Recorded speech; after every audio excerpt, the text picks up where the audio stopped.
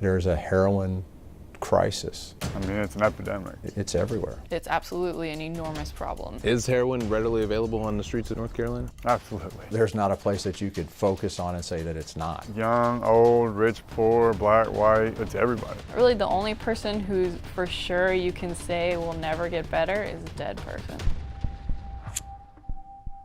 Heroin it makes you numb to everything.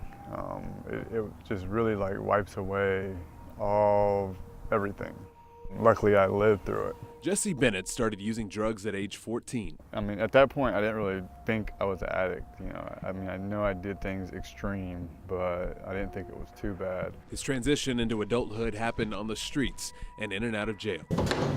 I eventually landed in Raleigh, homeless, with a record, had nowhere to go, still shooting heroin. He paid for his addiction with theft. So what started out as like snorting a bag a day turned into a $300 a day habit. More and more, stories like Jesse's don't end well. I know of 6 people personally that have died in the past month, and that's all from heroin. It's something the state keeps track of. We pulled data from 2010 to 2014, and to say it's on the rise is an understatement. The number of people dying just from heroin in our state has jumped up 584%. It causes us to shift priorities and start looking more and more at heroin. What are local law enforcement agencies across the state seeing? There is not a law enforcement professional in the state of North Carolina that I've talked to, from chiefs to sheriffs, that's not concerned about heroin.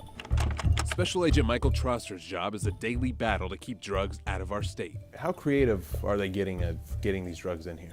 We've seen it smuggled in produce, inside cans, engine blocks, inside people. If you can think of a way that it could come in, it's coming in. Sooner or later, they always lose. If you think it's not in your neighborhood, it is.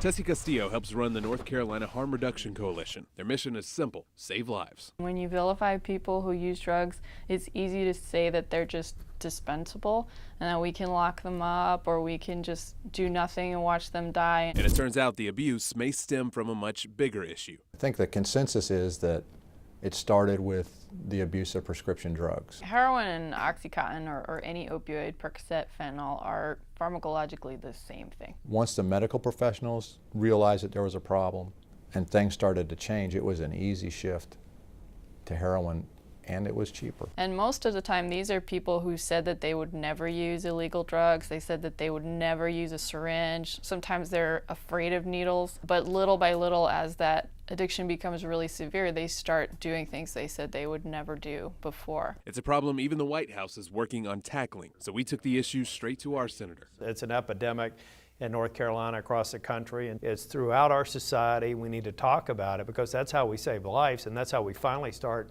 taking back the ground that we've lost to people who are succumbed to addiction. It's a world many of us may never see firsthand, but out of the dark can come redemption. Just because someone's in active addiction doesn't mean that we toss them to the side. For Jesse, it finally came with care after rehab. This was his last time using. He put the needles down, got married, and had a child. He got his degree from Wake Tech, is working on a master's at NC State, and is now part of several organizations helping others face their own demons. There is hope and there is help out there, and we just want to keep them alive.